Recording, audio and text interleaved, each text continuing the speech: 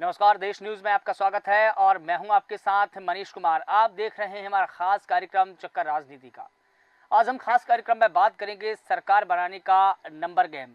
Nitish Naidu NDA छोड़ दें तो भी कैसे तीसरी दफा पीएम बनेंगे नरेंद्र मोदी, और क्या इंडिया गठबंधन भी सरकार बना सकता है? इन्हीं सवालों का जवाब जानते हैं कुछ सिनेरियो से। लोकसभा चुनाव 2024 के नतीजे आ चुके हैं। केंद्र की सत्ता में बैठी बीजेपी को इस बार पूर्ण बहुमत यानी कि 272 सीटें नहीं मिली है। पार्टी 240 के आंकड़े पर ही रुकी हुई है। हालांकि पार्टी के लिए अच्छा ये रहा कि उनके नेतृत्व वाले राष्ट्रीय जनतांत्रिक गठबंधन यानी कि एनडीए को पूर्ण बहुमत मिल गया। एनडीए को कुल 292 सीटें मिली है। दूसरी तरफ इंडिया गठबंधन को 234 और अन्य के खाते में 17 यानी कि 17 सीटें आई है। कुल मिलाकर अब स्थिति कुछ ऐसी बन गई है कि बीजेपी को सरकार बनाने के बाद अपने एनडीए के सहयोगी दलों का विशेष ख्याल रखना होगा, क्योंकि साफ है कि सरकार इनके बिना अब चल नहीं सकती, अब दौड़ नहीं सकती, बिल्कुल भी नहीं। लोकसभा चुनाव के नतीजे साफ हो चुके हैं। अब सवाल सरकार बनाने का है। बीजेपी अपने बूते पर बहुमत हासिल नहीं कर पाई है, लेकिन उसकी एनडीए में 292 यानी कि 292 सीटें हैं, यानी कि बहुमत से 20 सीटें ज्यादा है। दूसरी तरफ 234 सीटों वाला इंडिया अलायंस भी सरकार बनाने की जुगत में है। कवायद लगातार जारी है, लेकिन पलड़ा जो है एनडीए का ही भारी है। मोदी लगातार तीसरी बार प्रधानमंत्री बनने से कुछ ही दिनों की दूरी पर है। सबसे पहले दोनों दलों के जो आंकड़े हैं वो जान लेते हैं कि लोकसभा में 543 सीटें हैं। सरकार बनाने के लिए कम से कम किसी भी दल को 272 सीटें चाहिए होती है। बीजेपी की अगुवाई वाले एनडीए गठबंधन को 292 सीटें मिली है। सबसे पहले हम जानेंगे कि एनडीए के जो सदस्य दल है उनमें उनको कितनी सीटें मिली है। देखिए, भारतीय जनता पार्टी के पास में 240 सीटें हैं। इसके अलावा तेलुगु देशम पार्टी, उसको करीब 16 सीटें मिली है। इसके अलावा हम दूसरी पार्टियों की बात करें, जैसे जनता दल यूनाइटेड यानी कि जेडीयू को 12 सीटें मिली है। शिवसेना शिंदे गुट को यानी कि 7 सीटें मिली है। इसके अलावा हम बात करें लोक जनशक्ति पार्टी रामविलास की, तो बता दें कि इस पार्टी को 5 सीटें मिली है। इसके अलावा जनता दल सेक्युलर, इस पार्टी को 2 सीटें मिली है। इसके अलावा राष्ट्रीय लोक दल यानी कि आरएलडी को 2 सीटें मिली है। इसके अलावा जन सेना पार्टी यानी कि जेएसपी को 2 सीटें मिली है। इसके अलावा बात करें हम असम गण परिषद की, तो एजीपी को 1 सीटें मिली है। इसके अलावा यूनाइटेड पीपुल्स पार्टी यानी लिबरल यानी कि यूपीपीएल को 1 सीटें मिली है। इसके अलावा बात करें अखिल झारखंड छात्र संघ को 1 सीटें मिली है। इसके अलावा राष्ट्रवादी कांग्रेस पार्टी को 1 सीटें मिली है। हिंदुस्तान पब्लिक मोर्चा यानी कि हम पार्टी को 1 सीट मिली है। अपना दल सोनेलाल यानी कि एडीएस को 1 सीट मिली। ये जो तमाम सीटें हैं और जो तमाम गठबंधन है, ये एनडीए के सहयोगी पार्टी है जिनको लोकसभा चुनाव में इतनी सीटें मिली है। अब लोकसभा चुनाव 2024 के नतीजे सामने आने के बाद एनडीए और इंडिया दोनों ही गठबंधनों में खुशी देखी जा रही है। बीजेपी को स्पष्ट बहुमत नहीं मिला, लेकिन एनडीए के तीसरी बार सत्ता में वापसी को लेकर वो बेहद ही उत्साहित है। भाई, इंडिया गठबंधन ने विपक्ष के तौर पर ही सही मजबूत वापसी की है। उसकी सीटों की संख्या और मनोबल दोनों बढ़े हुए हैं। दोनों ही अलायंस में सीटों की संख्या का अंतर बेहद ही कम हुआ। नतीजे आने के बाद अगले ही दिन दोनों ही पक्षों ने आगे की रणनीति को लेकर की महत्वपूर्ण बैठक आयोजित की। तो जानते हैं कि सत्ता का सिनोरिया क्या है। अगर चंद्रबाबू नायडू की टीडीपी एनडीए का साथ छोड़ती है तो क्या होगा, ग्राफिक्स के माध्यम से कुछ आंकड़े समझते हैं। देखिए, सबसे पहले बात करते हैं कि अगर चंद्रबाबू टीडीपी एनडीए का साथ छोड़ते हैं तो क्या होगा। पहला सिनोरिया क्या है, एनडीए के पास में 292 सीटें हैं, इसमें टीडीपी की भी 16 सीटें हैं। इसके अलावा देखिए, अगर टीडीपी इंडी अलायंस के साथ में जाती है तो एनडीए के पास में 276 सीटें बचेगी, यानी कि बहुमत से 4 सीटें ज्यादा, ये आंकड़ा बताता है। यानी बहुमत से 4 सीटें ज्यादा आंकड़ा है होगा, और इस परिस्थिति में एनडीए की सरकार बन जाएगी। यानी कि 292 माइनस 16 तो कुल आंकड़ा होता है 276 का, यानी कि एनडीए बहुमत से 4 सीटें ज्यादा है अगर ये परिस्थिति बनती है। लेकिन दूसरी परिस्थिति क्या बनेगी, देखिए, अगर नीतीश की जो जदयू है यानी कि जेडीयू एनडीए का साथ छोड़ती है तो क्या होगा। दूसरा सिनेरियो क्या है, देखिए, एनडीए के पास में 292 सीटें हैं, जिसमें से जदयू के पास 12 सीटें हैं। अगर जदयू इंडिया अलायंस के साथ जाती है तो एनडीए के पास में 280 सीटें रहेंगी, ये आंकड़ा है। यानी बहुमत से 8 सीटें ज्यादा। यानी कि एनडीए की सरकार फिर भी बन जाएगी। यानी कि क्योंकि देखिए अगर 292 में से अगर -12 किया जाए तो 280 बचती है, यानी कि एनडीए के पास में बहुमत से 8 सीटें फिर भी ज्यादा है, सरकार फिर भी बन जाएगी। तो ये आंकड़ा बताता है कि एनडीए को यहां भी खतरा नहीं है, सरकार वो बना सकता है, 8 सीटें ज्यादा है। लेकिन अब हम समझते हैं कि टीडीपी और जदयू दोनों एनडीए का साथ छोड़ दें तो क्या होगा, तीसरा सिनेरियो क्या है वो हम समझते हैं। देखिए टीडीपी की 16 और जदयू की 12 सीटें, कुल मिलाकर 28 का आंकड़ा होता है दोनों पार्टियों का। अगर एनडीए की कुल 292 सीटों में से टीडीपी और जदयू की सीटें माइनस कर दें तो आंकड़ा 264 पहुंचेगा, यानी कि 8 सीटें कम हो जाएगी। ऐसे में एनडीए सरकार बहुमत से पीछे रह जाएगी, ये आंकड़ा बताता है। देखिए टीडीपी प्लस जदयू यानी कि 16 और बराबर 28, दोनों की अगर सीटें मिला दें हम तो 28 सीटें अब वहां पर होती है।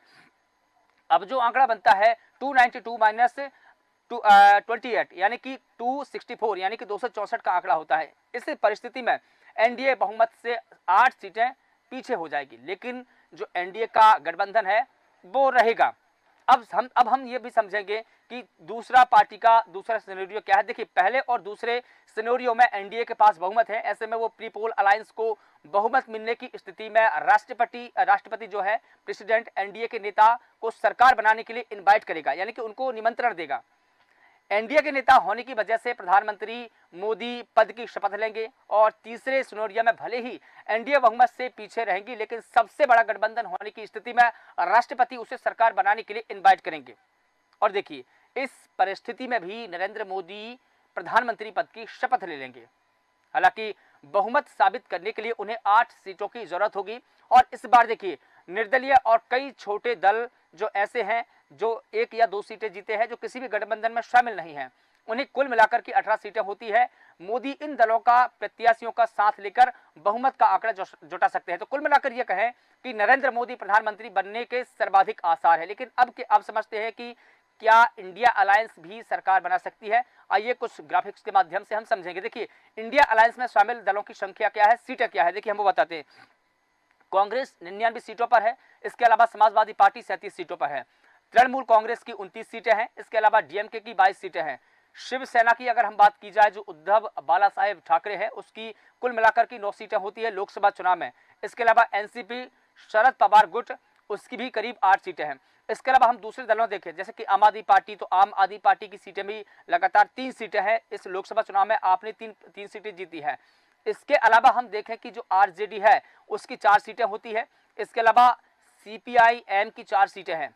इसके अलावा झारखंड मुक्ति मोर्चा की भी 3 सीटें हैं। ये जो तमाम दल है जो इंडिया गठबंधन का हिस्सा है ये। इसके अलावा हम देखें कि इंडियन यूनियन मुस्लिम लीग, इस पार्टी की भी 3 सीटें हैं जो लोकसभा चुनाव में जीती है। इसके अलावा विद्युत लाई चिरुथेगल काची यानी कि बीसीके, इस पार्टी की 2 सीटें होती है। इसके अलावा हम देखें कि सीपीआई की 2 सीटें होती है। जम्मू एंड नेशनल कॉन्फ्रेंस यानी कि जेकेएनसी की 2 सीटें आई है। इसके अलावा हम देखें कि सीपीआईएमएल की 2 सीटें हैं।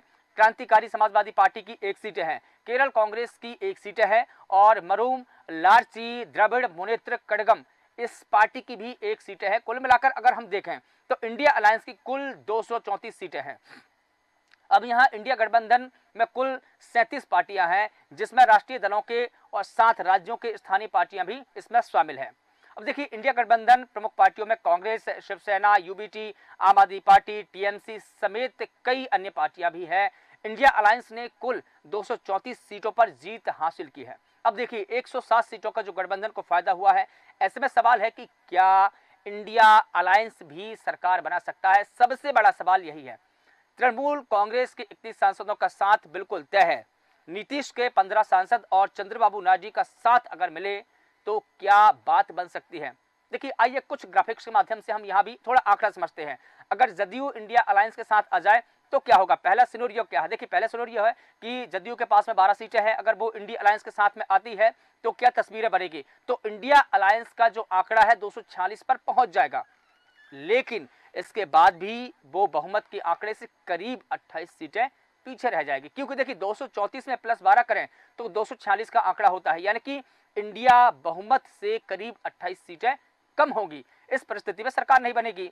देखिए ये जो आंकड़ा है हम आपको टेलीविजन स्क्रीन पर दिखा रहे हैं, 234 प्लस 12 246, यानी कि इंडिया अलायंस फिर भी बहुमत के आर पार भी नहीं है। देखिए दूसरा सिनेरियो क्या है, देखिए जदयू के पास में 12 सीटें हैं, अगर वह इंडिया अलायंस के पास में आती है तो दूसरा सिनेरियो क्या बनेगा, उसके पास में 16 सीटें हैं, टीडीपी के पास में 16 सीटों पर जीत मिली है। अगर वह इंडिया अलायंस के साथ में आती है तो इंडिया अलायंस का जो आंकड़ा है करीब 250 तक पहुंच जाएगा, यानी कि फिर भी इंडिया अलायंस के पास में 22 सीटें पीछे रह जाएगी, जो कि बहुमत से कम होती है। इसके बाद भी अगर इंडिया अलायंस का आंकड़ा अगर देखें 22 सीटों को मिलाकर, तो भी 22 सीटों को मिला दिया जाए तो 250 सीटें हो जाती है इंडिया अलायंस की, यानी कि इंडिया अलायंस अभी भी बहुमत से करीब 22 सीटें पीछे है। इस परिस्थिति में इंडिया अलायंस सरकार नहीं बना सकता है, ये भी एक आंकड़ा है। अब तीसरा सिनेरियो हम देखेंगे, अगर जदयू टीडीपी दोनों ही इंडिया अलायंस में आ जाएं तो क्या होगा। देखिए तीसरा सिनेरियो यहाँ पर क्या है, टीडीपी और जदयू को कुल मिलाकर की 28 सीटें मिली है और ये दोनों ही इंडिया अलायंस के साथ अगर जुड़ते हैं तो आंकड़ा जो है 262 यानी कि 262 पहुंचेगा। इसके बाद भी जो इंडिया अलायंस है 10 सीटों से बहुमत से पीछे रह जाएगा, यानी कि फिर भी इंडिया अलायंस को 10 सीटें चाहिए होगी बहुमत के लिए। टीडीपी प्लस जदयू 16 सीटों पर, और अगर 12 सीटें और मिला दे तो कुल मिलाकर 28 सीटों का आंकड़ा होता है। अब देखिए 234 में अगर 28 प्लस कर दिए जाए तो आंकड़ा होता है 262 का, यानी कि इंडिया अलायंस फिर भी बहुमत से 10 सीटें पीछे है, फिर भी सरकार नहीं बनेगी। अब तीसरा जो सिनेरियो है वो क्या होगा, देखिए तीसरे सिनेरियो में जो आंकड़ा है वो 262 पहुंचेगा। इसके बाद भी इंडिया अलायंस 10 सीटें कम रह जाएगा, फिर भी उसको कम से कम नहीं तो 10 सीटें चाहिए रहेगी। अब आंकड़ा देखिए, अगर रामविलास पासवान की जो पार्टी है वो मिल जाए तो क्या बात बन सकती है, क्योंकि देखिए उसका भी हम आंकड़ा देखेंगे यहाँ पर कि टीडीपी की 16, जदयू की 12 और लोजपा की 5 सीटें हैं। अगर इन तीनों पार्टियों को भी इंडिया अलायंस में शामिल कर लिया जाए तो क्या इंडिया अलायंस सरकार बना सकता है? नहीं, क्योंकि उसके बावजूद भी 5 सीटें कम रह जाएगी। अब देखिए आंकड़ा कहां पहुंचता है, अगर लोजपा को शामिल किया जाए 5 सीटों पर तो 267 का आंकड़ा है, यानी इन तीनों पार्टियों के साथ आने के बाद भी इंडिया अलायंस 5 सीटें कम रहेगा, यानी कि बहुमत का आंकड़ा फिर भी नहीं छू सकता है। अब देखिए यानी इंडिया अलायंस के साथ में आने के बाद भी इंडिया अलायंस को और सीटें चाहिए रहेगी। अब तस्वीरें क्या हो सकती है, क्या जो निर्दलीय है वो साथ देंगे, वो साथ अगर देंगे तो बात बन सकती है। लेकिन अब देखिए 234 प्लस 33 यानी कि 267, इंडिया अलायंस फिर भी यहां पर सीटों पर कम रह जाएगा। चौथा सिनेरियो क्या है, चौथा सिनेरियो हम देखेंगे कि टीडीपी 16, जदयू की 12 और लोजपा की 5 सीटें इंडिया अलायंस में मिलाई जाए तो भी आंकड़ा जो है बहुमत के आसपास भी नहीं जाता है। इनका जो आंकड़ा है 267 पहुंचेगा, लेकिन फिर भी 5 सीटें ऐसी है जो इंडिया अलायंस को चाहिए होगी बहुमत के लिए, यानी कि सरकार बनाने के लिए। बहुमत का आंकड़ा जो है 272 का है, 272 का है, यानी कि इन तीनों पार्टियों के साथ में आने के बाद भी बात नहीं बनेगी। यानी कि TDP plus JDU plus LJP, Ram Vilas Paswan 16 plus 12 plus 5 33 सीटें होती है। अब 33 सीटों को 234 सीटों में हम प्लस करते हैं तो आंकड़ा जाता है 267 का, यानी कि इंडिया अलायंस अब भी बहुमत से करीब 5 सीटें कम है। चौथा सिनेरियो, टीडीपी की 16, जदयू की 12 और लोजपा की 5 सीटें इंडिया अलायंस में जाएगी तो भी बात नहीं बनेगी। देखिए ये जो आंकड़ा हम बता रहे हैं ये एक संभावित आंकड़ा हो सकता है, हालांकि कोई भी पार्टी अभी भी किसी भी पार्टी में जाने या गठबंधन में जाने का कोई भी किसी ने घोषणा नहीं की है, लेकिन फिर भी एक संभावित आंकड़ा हो सकता है कि अगर ये पार्टी इसके साथ जाएगी, टीडीपी अगर एनडीए के साथ में है, अगर इंडिया के साथ में जाएगी तो आंकड़ा क्या हो सकता है। ये जो तमाम आंकड़े हम आपको बता रहे थे एक संभावित आंकड़े हैं। अब देखिए आखिर में एक रियरेस्ट सिनेरियो आपको मैं बताता हूं कि अगली तस्वीर क्या हो सकती है। इंडिया गठबंधन के पास में 234 सीटें इन सभी को मिलाकर हो जाती है, ठीक है। अगर नीतीश कुमार की जेडीयू और चंद्रबाबू नायडू की टीडीपी एनडीए का साथ छोड़कर इंडिया अलायंस में शामिल हो जाती है तो संख्या करीब 262 पहुंच जाएगी। इसके अलावा अगर निर्दलीय और अन्य छोटी पार्टियों के मिलाकर 18 सांसद हैं, अगर उनमें से भी 10 इंडिया गठबंधन में साथ आ जाते हैं तो बहुमत का आंकड़ा इंडिया गठबंधन हासिल कर लेगा, यानी कि इस परिस्थिति में इंडिया अलायंस जो है सरकार बना सकता है। लेकिन इसकी जो संभावना है शून्य है, रेयरेस्ट है, क्योंकि ऐसा हो नहीं सकता है। चलिए अब बात करते हैं इलेक्शन के नंबर गेम से बिल्कुल साफ है कि नरेंद्र मोदी तीसरी बार प्रधानमंत्री बनने जा रहे हैं। संवैधानिक रूप से भी मोदी का जो पल्ला है भारी है। दरअसल भारत के जो राष्ट्रपति है उनकी एक परंपरा है, परंपरा के मुताबिक वो सबसे बड़े अलायंस या सबसे बड़ी पार्टी सबसे बड़े दल को सरकार बनाने को इनवाइट करते हैं। और इस चुनाव में देखिए 292 यानी कि 292 सीटों के साथ एनडीए जो है सबसे बड़ा गठबंधन भी है, बीजेपी सबसे बड़ी पार्टी है और बीजेपी 240 के साथ में सबसे लार्जेस्ट पार्टी बन जाती है। अगर एनडीए के कुछ साथी साथ छोड़ भी दें और इंडिया अलायंस का दामन थाम लें, और इसके अलावा देखिए इंडिया अलायंस जो है बहुमत का दावा पेश करता है, तो भी राष्ट्रपति अपनी संवैधानिक शक्तियों का प्रयोग करते हुए बीजेपी को सबसे बड़ा दल होने के नाते सरकार बनाने को इनवाइट करेगा, यानी कि न्योता देगा।